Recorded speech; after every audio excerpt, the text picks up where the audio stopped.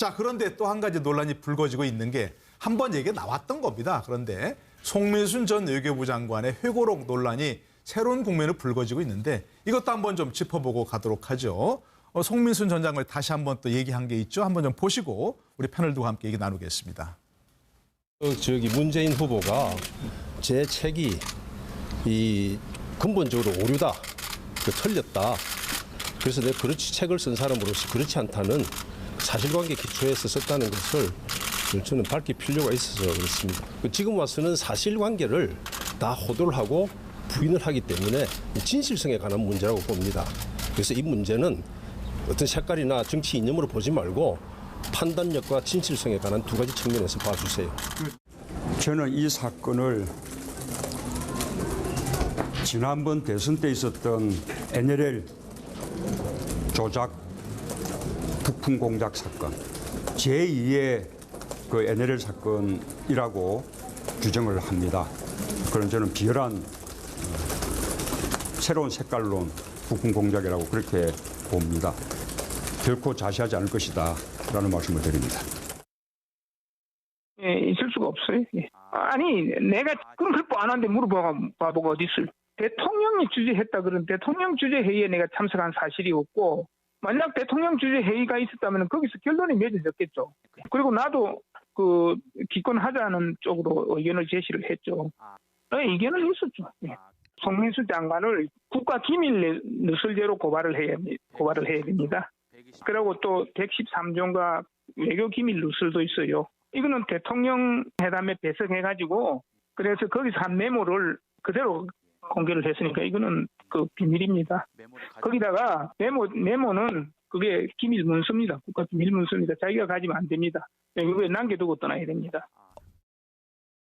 이건 대통령의 최종 결정까지도 한 걸 갖다 뒤집으려고 하는 네. 정말 혼자 계속해서 고집을 부린 건데 네. 어떤 의미에서 보면 항명이죠 뭐. 아. 근데 저는 그러니까 이제 대통령이 송 장관을 굉장히 신임을 했어요. 네네. 그러니까 송 장관이 이렇게 자꾸 주장을 하니까 이걸 다독일 필요가 있지 않겠느냐. 네네. 이런 의견으로 아마 얘기를 하시는 것 같은데 네. 찬성으로 돌아갈 아무 상황의 변화가 없으니까 네. 우리 그냥 기권으로 가는 거고 기권으로 가는 경우에 물어볼 이유가 없지 않습니까? 네. 그런데 아니, 상식적으로 생각해 보세요. 우리가 찬성한다면 북의 의견을 거스르는 거니까 물어볼 필요가 있을는지 모르지만 네네. 기권으로 가는데 뭘 물어보겠습니까? 자, 이건 뭐 많은 분들이 아시겠지만 2007년도에 있었던 대북 인권 결의안 우리가 기권을 했는데 그 당시에 이거에 대해서 문재인 당시 청와대 비서실장이 북한 측에 물어보고 결정을 하자 이런 거였는지 아니면 이미 기권 방침을 다 정해놓고 북한에 통보해 줬는지 이걸 가지고 지금 벌어지는 얘기입니다. 그렇죠? 근데 이게 진실 공방이 사실 참 북한이라는 상대가 있으니까 더더구나 이건 국정원 관련해서 국가 기밀 문제도 있고 진실이 쉽게 밝혀지기 어려운 문제인 것 같습니다만 자, 이 논란을 어떻게 좀 봐야 됩니까? 객관적이고 명쾌하게 한번 좀 해봤으면 좋겠습니다. 일단 책의 저자 의견이 저는 존중받아야 한다고 봅니다. 본인은 그렇게 판단했을 겁니다. 그래서 네. 거기에 대한 근거를 가지고 했는데 문제는 북한에게 물어보았다는 것과 북한의 동향을 파악했던 것은 보는 각도에 따라서 저는 다르다고 생각합니다. 네네. 거기에 문재인 후보가 그 당시에 동향이 어떤지를 물어봤을 수 있을 건데 그 자체에 대해서 마치 북한의 지시에 의해서 우리 정부가 유엔 인권 결의안의 찬반 여부를 결정했던 것처럼 몰고 가는 것은 아주 잘못된 것이다. 네. 당연히 그 당시에 우리 정부는 우리의 의견을 가지고 유엔에 하는데 어쨌든 북한이라는 대상이 특수관계이기 때문에 어떤 의견을 가진지 동향 파악을 충분히 해볼 수 있는 것이고요. 네네. 다만 조금 전에 문재인 후보가 저렇게 격앙된 목소리로 정말 신부품 공작이 일어난 것처럼 해버리면 네. 오히려 이 사안을 더 키우는 결과를 낳을 수 있다. 네. 이 자체에 대해서는 시각을 달리하는 것이고 우리가 정부에 참여했던 사람으로서는 충분히 우리의 견해가 정리된 다음에 네. 북한이 어떤 동향이 있는지를 물어본 정도는 국민들이 알아서 판단할 것이다. 이렇게 네, 해야 되는데 네. 마치 송민순 전 장관에 대해서 네. 무엇인가 공작 정치를 하는 대표적인 인물처럼 몰고 가면서 네네. 좀 집단적으로 린치를 가하듯이 하는 부분은 오히려 역효과를 낳을 수가 있다. 이런 네. 말씀을 저는 드리겠습니다. 그러니까 이런 생각이 드는 거 지금 말씀하신 걸 들어보면 똑같은 사실관계를 보고도 자기 입장에서 다른 시각으로 해석할 수도 있다. 그런 거란 말씀이겠죠. 그렇죠. 그러니까. 의견으로 예, 존중해주면 되는 것이고 거기에 대한 판단은 유권자와 국민이 판단하는 네, 것인데 어떻게 노무현 정부가 정말 북한한테 네. 지시를 받고 한다는 게 말이 안 되는 그 얘기를 예. 굳이 저런 방식으로 또 논쟁적으로 갈 필요가 있느냐 네, 이런 말씀을 드리는 거죠. 알겠습니다. 우리 이제 잠깐만요. 소정석 국장 얘기 좀 들어보고 하시죠. 저는 이 사안이 진실 명쾌하게 밝혀지기 어려울 걸로 봅니다. 그러니까 말이죠. 공방만 계속될 네, 네, 것이다라고 보여지는데, 근데 상식적으로 봤을 때 그러한 것을 물어보라고 예를 들면 문재인 실장 쪽에서 했을까? 이것도 의문이거든요. 그런 걸 물어볼 이유가 없지 않습니까? 그런데 송민순 전 장관은 그런 일이 있었다라고 또 이야기를 한단 말이에요. 네. 그 당시에 현직 참여정부의 외교부 장관을 지낸 사람이 그렇게 얘기를 했기 때문에, 그렇다고 해서 지금 문재인 후보 이야기대로 이것이 새로운 색깔론. 그렇다면 송민순 전 장관이 뭔가 정치적인 의도를 갖고 한다는 얘기인데, 네. 그러한 분명한 그 사실관계가 없는 상황에서 송민순 전 장관이 이렇게 이야기를 했다고 해서 그것을 그렇게만 할 수 있는가? 그리고 지금 보면 뭐 문자 폭탄이 한 뭐 14,000건 이상 뭐 송 전 장관한테 쏟아졌다고 그런 보도가 나오고 있던데, 네. 그런 부분은 저는 좀 대단히 잘못된 것이다 생각을 하고요. 이 부분을 분명하게 밝히기 위해서는 네. 그 당시 청와대 회의록, 그리고 국가정보원에서 이제 북한과 어떤 동향 파악을 했든 뭘 했든 주고받은 그 당시의 전통문이라든지 이런 네. 것이 공개가 되면 이게 분명하게 드러납니다. 네. 하지만 지금 국정원에서도 공개를 할 수 없다라고 이야기를 하고 있고, 청와대도 마찬가지 이미 문서가 들어가 네, 있기 네, 때문에 네. 그런 상황이기 때문에 이 문제는 대선이 끝나는 날까지 분명하게 밝혀지기가 어렵다. 네. 결국은 이런 공방으로 갈 수밖에 없고, 그렇기 네. 때문에 저는 문재인 후보 측에서 이 문제는 이렇게 쳐야 됩니다라고 그런 전략적인 판단 하에서 지금 송민순 전 장관을 이렇게 몰아붙이고 있는 건 아닌가, 저는 그렇게 봅니다.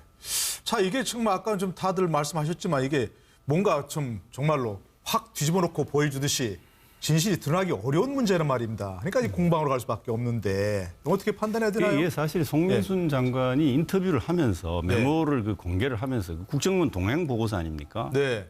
청와대 마크가 찍혀 있기 때문에 사실 그 부분은 되게 그 기밀에 대한 누설 문제가 예, 예. 이제 있을 수 있습니다. 어, 그럼 공무상 별도로 기밀 치더라도 누설이라는 예, 충분히 혐의가 아마 있을 그걸로 수 아마 있습니다. 고발이 될 텐데 네. 또 문제는 송민순 장관이 얘기를 했습니다.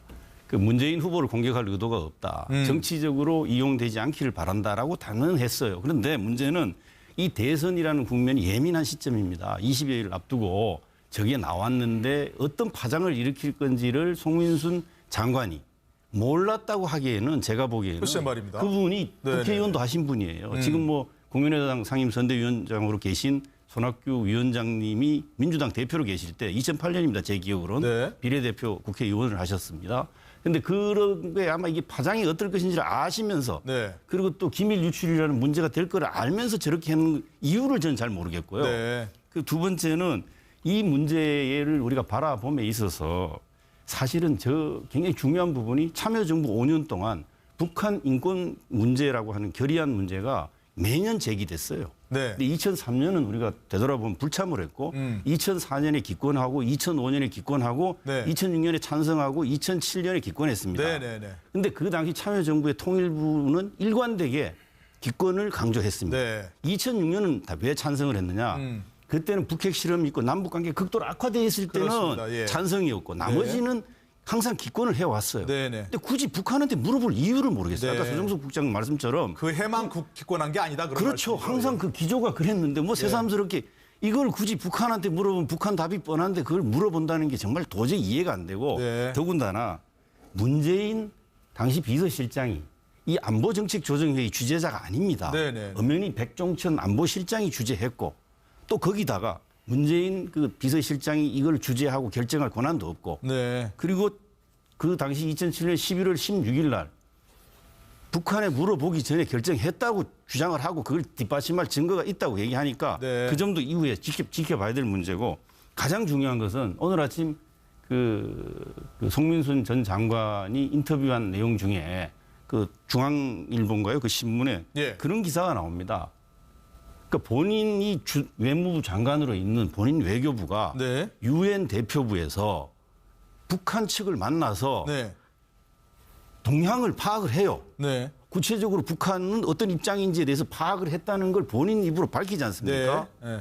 아니 그러면 외교부도 파악을 하는 거고 통일부도 파악을 해보는 거고 네. 북한은 상대로 존재하기 때문에 국정원도 하는 것이고 그 이런 부분은 그러면 외교부가 그 당시에 북한 대표부 유엔 대표부에 뭐 어느 정도 급인지 모르지만 네. 파악을 해봤다는 송민순 장관은 그럼 북한에 대해서 알아보는 건 당연한 거 아니냐는 네, 거죠. 네. 새삼스럽게 이거를 무슨 그 북한한테 물어보고 했다는 식으로 되는 게 문제고 그리고 네, 네. 현실적으로 각 정당의 후보들이 정당들이 이 문제를 북풍인 것처럼 정치적으로 굉장히 심하게 지금 활용을 하고 있지 않습니까? 네, 오늘도 네. 뭐 계속 이제 논평도 네. 나오고 하기 때문에 아마 문재인 후보 측에서는 이 부분을 굉장히 이제 그 2012년에 네, 네. NLL과 같이 또 북풍 선거를 하려고 하는 거 아니냐라고 이제 아마 강하게 문제 제기를 하는 것 같습니다. 네네네. 아까 우리 이제 이종근 그 실장께서는 네.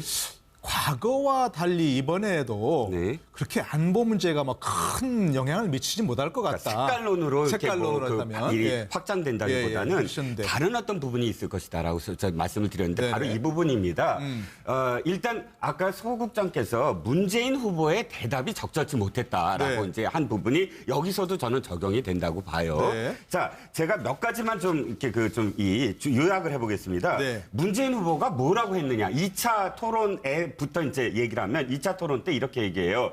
휴민트나 내가 국정원에 이야기한 건 휴민트나 제3국의 정보를 알아보라는 것이다. 네. 라고 이 표현을 하거든요. 그러니까 지금 질문이 뭐냐면 북측에 직접 이것을 알아봤느냐, 북측에 물어보고 우리가 기권을 했느냐라는 질문이 계속되자 네. 북측의 국정원을 통해서 한 건 휴민트. 그러니까 어떤 의미에서는 북측의 신문은 우리 측 사람들한테 정보를 얻었다. 이렇게 표현을 하거든요. 예. 자, 그런데 중요한 건 이거예요. 김만복 전 국정원장이 오늘 1호 신문을 통해서 3월 31일 날 1호 신문에 인터뷰를 했는데 그게 밝혀집니다. 네. 뭐라고 표현됐냐면 남북 채널을 통해서 북의 반응을 직접 확인했다라는 육성 파일이 오늘 공개돼요. 네. 거기서 뭐라고 그러냐면 찬성이라고 일부러 얘기했다. 기권이라고 얘기한 게 아니라 우리가 찬성이라고 얘기하면 북측의 반응이 어떻게 나올지를 알고 싶어서 네. 찬성해도 괜찮은지라고 물어봤다. 해서 나온 답이 지금 어저께 아까 송민순 장관이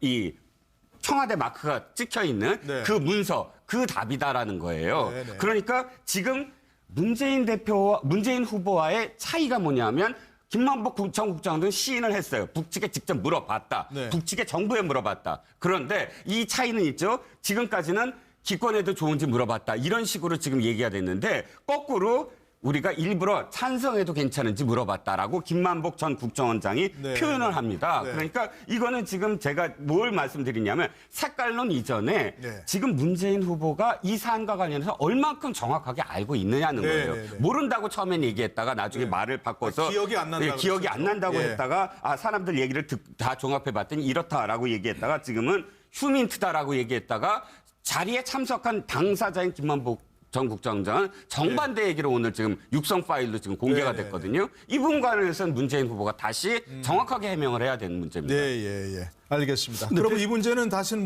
앞으로 이제 물론 국민들이 전체로 판단하시겠지만 아까 말씀하신 대로 결국 문재인 후보의 대응은 좀 어떻게 많이 그런데 바뀌었다는 제가 건 보기에 어떻게 우선 보십니까? 이제 그 이전에 네. 우리 이종근 실장님이 말씀하신 것 중에 이제 팩트가 분명히 해야 되는 겁니다. 네. 김만복 원장이 그거는 내가 했다라고 합니다. 네.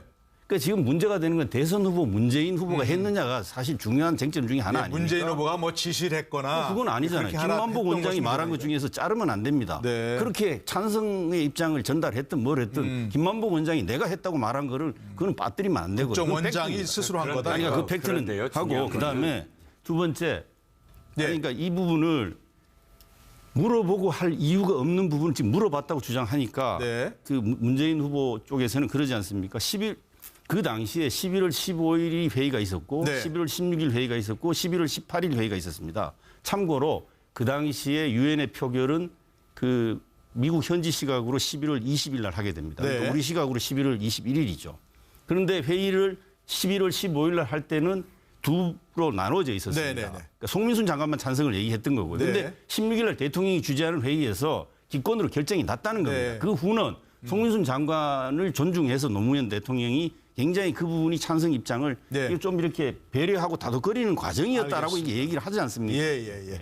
자, 이건 서로 관계자들 말이 너무 헷갈리기 때문에 엇갈리기 때문에 이분 다시 또 토론에서 이어질 것 같습니다. 그래서 그 부분을 보시고 시청자 여러분께서 유권자 여러분께서 정확히 판단을 하셔야 될 걸로 생각이 됩니다. 어쨌든.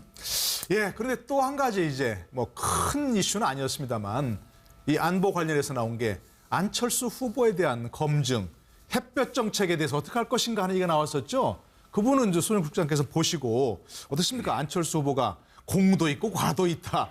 계승할 건 계승하고 공과 따져서 계승하겠다. 이렇게 판단한 것은 어떻게 제형을 적절했다고 보시나요? 그날 그 토론이 굉장히 안철수 후보에게는 중요했습니다. 네네. 그날 토론을 통해서 다시 양강구도로 올라설 수 있느냐 네. 관건이었는데 그날 전체적인 메시지 관리가 저는 좀 실패했다라고 보는데 아, 예. 햇볕 어떤 정책과 점에서요? 관련된 부분도 저는 그렇게 애매모호하게 답변할 게 아니고 네. 햇볕 정책 그 큰 기조에 대해서는 저는 안철수 후보가 분명하게 찬성하는 입장을 밝혔어야 된다고 봅니다. 네. 그 햇볕 정책으로 가는 그 방향 자체는 옳은데 거기에서 있었던 여러 가지 문제점, 그러니까 정확하게 어떤 검증이 안 됐다든지 우리가 네. 북한에 어떤 물자나 돈을 줬을 때 그것이 어떻게 쓰여가는지 이런 부분에 대한 검증이 안 됐다라든지 기타 등등의 보완할 필요가 있고 그리고 네. 현 단계는 이렇게 남북 간의 극단적인 대치, 또 북한이 저렇게 핵실험을 계속하고 있는 이런 단계에서는 우리가 햇볕 정책을 이어가기는 어렵다. 네. 하지만 긴 안목에서 남북 관계를 풀어가기 위해서는 햇볕 정책으로 갈 수밖에 없다. 이러한 식으로 얘기를 했어야 되는데 안철수 후보도 그냥 햇볕 정책에는 공도 있고 과도 있고 뭐 찬성한 것 같기도 하고 반대하는 것 같기도 하고 우리 어떤 후보는 이른바 같기도 후보 이렇게 얘기를 했더라고요. 네네네. 예, 그러한 식의 애매모호한 태도를 취했기 때문에 결국은 호남에서 지지도가 빠지고 네. 대구 경북에서도 빠지고 양쪽에서 다 빠지는 거거든요. 네네. 저는 안철수 후보가 햇볕 정책에 대해서는 그날 분명하게 좀 메시지를 가져갔어야 된다라고 네네네. 봅니다. 바로 이런 게 이제 전경호 국장님께서 유형께 여쭤보면 이런 게 이제 보수표도 의식을 해야 되고 진보표도 의식을 해야 되고 호남도 의식해야 되고 영남도 의식해야 되고 이런 안철수 후보의 조금 딜레마적인 상황을 표현한 게 아니냐 이런 분석이 그러니까 있던데. 표 자체만 놓고 보면 안철수 후보의 행동은 굉장히 불분명하죠. 네. 그러니까 오히려 양쪽 다 빠지는데 예. 저것을 안철수 후보가 대선 전략을 세울 때 어떻게 새로운 길이라는 개념으로 포장을 할 것이냐. 네. 제3의 길. 보수 진보의 논쟁을 기준으로 놓고 보면 안철수 후보의 대답은 정말로 이도저도 아닌 짬뽕이죠. 네. 그런데 조금 전에 이제 소 국장님 말씀하셨던 것처럼 네.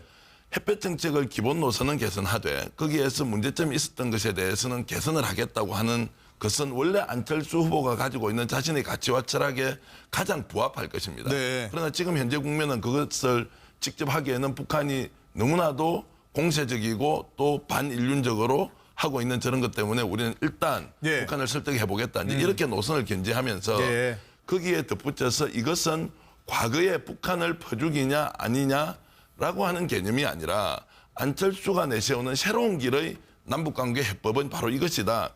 이렇게 좀 강하게 어필을 했으면 국민들이 좌우 논쟁이나 진보 보수 논쟁이 아닌 예. 북한 문제에 대한 새로운 길 찾기를 안철수 후보가 하고 있는 거 아니냐 이런 이미지를 줬을 것인데 아마 네. 앞으로 북한 문제에 대해서는 좀 더 안철수 후보가 네. 명확하게 노선을 정리하고 그것이 새로운 길이라는 것으로 좀 포장할 필요는 있다 이런 네네, 말씀드리겠습니다. 알겠습니다. 하여간 이제 앞으로 여러 차례 이제 토론회가 있을 것인데요. 그 과정에서 논쟁을 하더라도 우리 지금 말씀 다 들어보면 우선 정확한 사실관계를 후보들이 다 알아야 될 것이고요.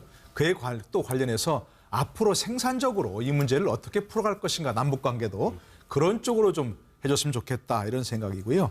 수 있는가? 그리고 지금 보면 뭐 문자 폭탄이 한 뭐 14,000건 이상 막 송 전 장관한테 쏟아졌다고 그런 보도가 나오고 있던데 네. 그런 부분은 저는 좀 대단히 잘못된 것이다 생각을 하고요. 이 부분을 분명하게 밝히기 위해서는 네. 그 당시 청와대 회의록 그리고 국가정보원에서 이제 북한과 어떤 동향 파악을 했든 뭘 했든 주고받은 그 당시의 전통문이라든지 이런 네. 것이 공개가 되면 이게 분명하게 드러납니다. 네. 하지만 지금 국정원에서도 공개를 할 수 없다라고 이야기를 하고 있고 청와대도 마찬가지 이미 문서가 들어가 있기 네네. 때문에 그런 상황이기 때문에 이 문제는 대선이 끝나는 날까지 분명하게 밝혀지기가 어렵다. 네. 결국은 이런 공방으로 갈 수밖에 없고 그렇기 네. 때문에 저는 문재인 후보 측에서 이 문제는 이렇게 쳐야 됩니다라고 그런 전략적인 판단 하에서 지금 송민순 전 장관을 이렇게 몰아붙이고 있는 건 아닌가 저는 그렇게 봅니다.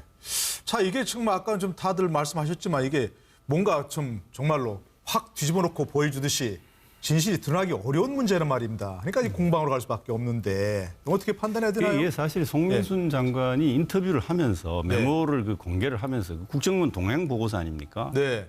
청와대 마크가 찍혀 있기 때문에 사실 그 부분은 되게 그 기밀에 대한 누설 문제가 예, 예. 이제 있을 수 있습니다. 그럼 별도로 공무상 치더라도 기밀누설이라든지 예, 충분히 아마 혐의가 있을 그걸로 수 아마 있습니다. 고발이 될 텐데 네. 또 문제는 송민순 장관이 얘기를 했습니다.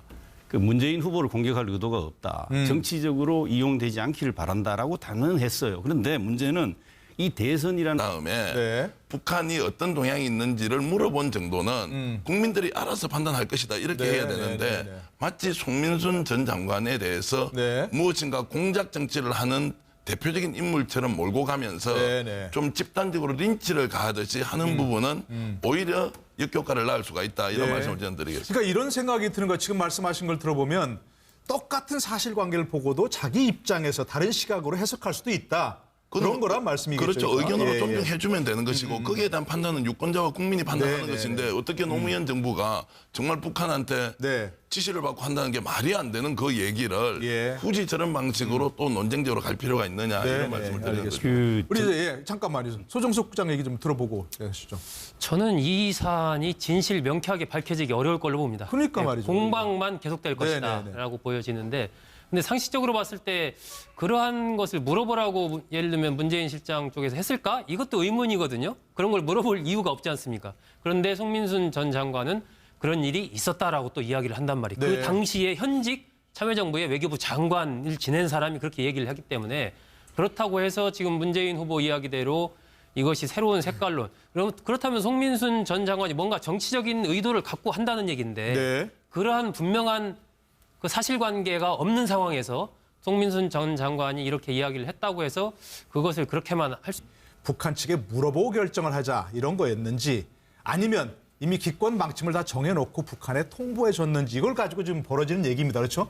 근데 이게 진실 공방이 사실 참 북한이라는 상대가 있으니까, 더더구나 이건 국정원 관련해서 국가 기밀 문제도 있고 진실이 쉽게 밝혀지기 어려운 문제인 것 같습니다만, 자, 이 논란을 어떻게 좀 봐야 됩니까? 뭐 양쪽 객관적이고 명쾌하게 한번 좀 해봤으면 좋겠습니다. 일단 책의 저자 의견이 저는 존중받아야 한다고 봅니다. 책의 저자의 본인은 의견이. 그렇게 판단했을 겁니다. 그래서 네. 거기에 대한 근거를 가지고 했는데, 문제는 북한에게 물어보았다는 것과 북한의 동향을 파악했던 것은 보는 각도에 따라서 저는 다르다고 생각합니다. 네네. 거기에 문재인 후보가 그 당시에 동향이 어떤지를 물어봤을 수 있을 건데, 그 자체에 대해서 마치 북한의 지시에 의해서 우리 정부가 유엔 인권 결의안의 찬반 여부를 결정했던 것처럼 몰고 가는 것은 아주 잘못된 것이다. 네. 당연히 그 당시에 우리 정부는 우리의 의견을 가지고 유엔에 하는데, 어쨌든 북한이라는 대상이 특수관계이기 때문에 어떤 의견을 가진지 동향 파악을 충분히 해볼 수 있는 것이고요. 네네. 다만 조금 전에 문재인 후보가 저렇게 격앙된 목소리로 정말 신북풍 공작이 일어난 것처럼 해버리면 네. 오히려 이 사안을 더 키우는 결과를 낳을 수 있다. 네. 이 자체에 대해서는 시각을 달리하는 것이고, 우리가 정부에 참여했던 사람으로서는 충분히 우리의 견해가 정리된다. 자, 그런데 또 한 가지 논란이 불거지고 있는 게, 한 번 얘기가 나왔던 겁니다. 그런데 송민순 전 외교부 장관의 회고록 논란이 새로운 국면으로 불거지고 있는데, 이것도 한번 좀 짚어보고 가도록 하죠. 송민순 전 장관이 다시 한번 또 얘기한 게 있죠. 한번 좀 보시고 우리 패널들과 함께 얘기 나누겠습니다. 문재인 후보가 제 책이 이 근본적으로 오류다, 틀렸다. 그래서 내가 그렇지 책을 쓴 사람으로서 그렇지 않다는 사실관계 기초에서 썼다는 것을 저는 밝힐 필요가 있어서 그렇습니다. 지금 와서는 사실관계를 다 호도를 하고 부인을 하기 때문에 진실성에 관한 문제라고 봅니다. 그래서 이 문제는 어떤 색깔이나 정치 이념으로 보지 말고 판단력과 진실성에 관한 두 가지 측면에서 봐주세요. 저는 이 사건을 지난번 대선 때 있었던 NLL 조작 부품 공작 사건 제2의 그 NLL 사건이라고 규정을 합니다. 그런 저는 비열한 새로운 색깔론 부품 공작이라고 그렇게 봅니다. 결코 자시하지 않을 것이다 라는 말씀을 드립니다. 예, 있을 수가 없어요. 예. 아니, 내가 그럼 그걸 안 하는데 물어보가 바보가 어디 있을? 대통령이 주재했다 그런 대통령 주재 회의에 내가 참석한 사실이 없고, 만약 대통령 주재 회의가 있었다면 거기서 결론이 맺어졌겠죠. 그리고 나도 그 기권하자는 쪽으로 의견을 제시를 했죠. 의견은 있었죠. 예. 송민수 장관을 국가 기밀 누설죄로 고발을 해야 됩니다.